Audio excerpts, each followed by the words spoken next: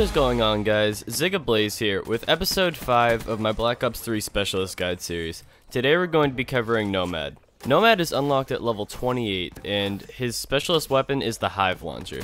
The Hive Launcher is a grenade launcher that fires proximity bombs that stick to surfaces and detonate when enemies come close to it. I found that the Hive Launcher worked very well for covering choke points and different objective points that you would normally have to look out for on your own. But because the Hive Launcher can fire up to 5 to 6 shots, covering objectives becomes much more easy for an individual person to handle. For this reason, I found that Hardpoint was a great game mode for the Hive Launcher. When I earned my specialist weapon, I found that I was able to hold down entire hardpoints just by myself by locking down other doorways and entrances that enemies could have flanked me from. I also found the Hive Launcher to work very well in domination when it came down to holding the B flag or just covering your own flags.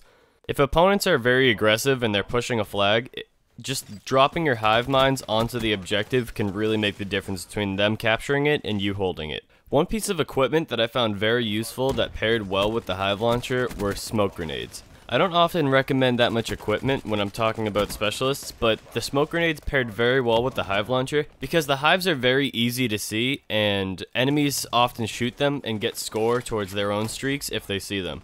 However, playing an objective in Hardpoint and throwing smoke grenades onto the objective after you've shot your Hive Launcher, or vice versa, makes it so that the enemies will often run into your hive grenades and kill themselves. If you're looking for an even more defensive position to play on the hardpoint, I would also recommend running trip mines on top of this.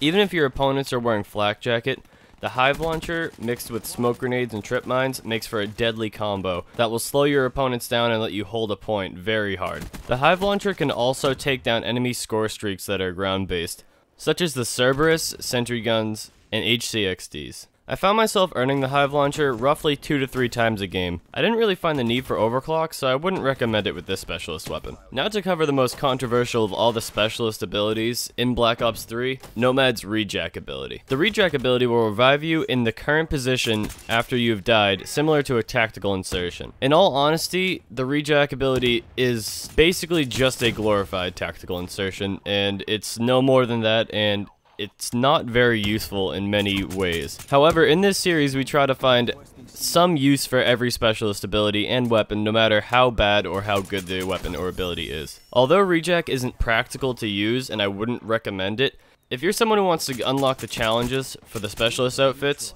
then you're going to have to use Rejack at some point. I found that the best way to use this ability was to play back with longer range weapons and hold choke points. The easiest time I had using Rejack is when I was playing Nuketown. Sitting behind choke points and using head glitches to kill enemies going back and forth from a long distance got me my Rejack ability very quickly. And then when I was finally killed by an opponent after I'd head glitched for quite some time, I would drop down behind the head glitch and I would Rejack up and continue what I was doing.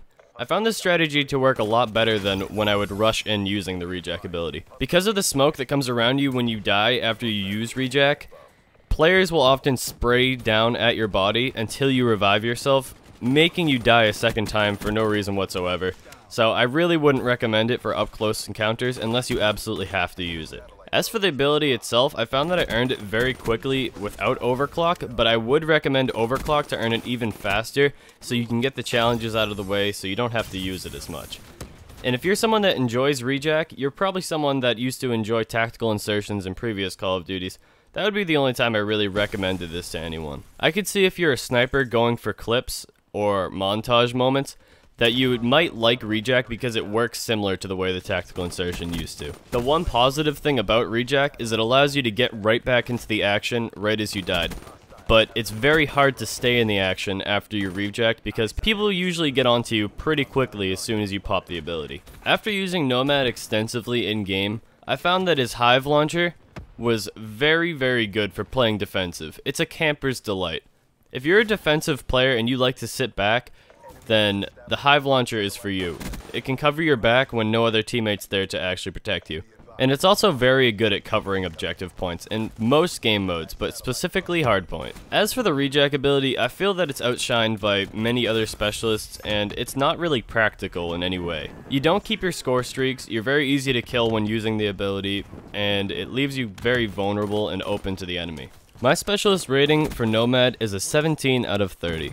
With 6 points going into objective play because the Hive Launcher is very good at defending points. However, the hives only stay as long as you are alive, which means that you'd have to play back and camp a lot if you want your hives to really be effective and stay on the objectives, and they're easily shot down by opponents or blown up by explosives. 6 points going into kill potential because even though the hives are very deadly, they are very easy to see and can be taken out quickly by your opponents. And 5 points out of 10 going into fun factor because I had an enjoyable time using the Hive Launcher when sticking opponents or getting multi-kills with my hives. But the rejack ability is more of a chore to use than it is a specialist ability. If anything, it puts you at more of a disadvantage than helping you. So I really wouldn't recommend it. But yeah guys, this is going to wrap up episode 5 of my Black Ops 3 Specialist Guide. I hope you guys enjoyed it and I hope it was useful for you. If you're wondering why I skipped Seraph, it's because I went a little bit out of order because it was recommended by a subscriber. They wanted to see Nomad to help out with the rejack ability, so I decided to do this one first.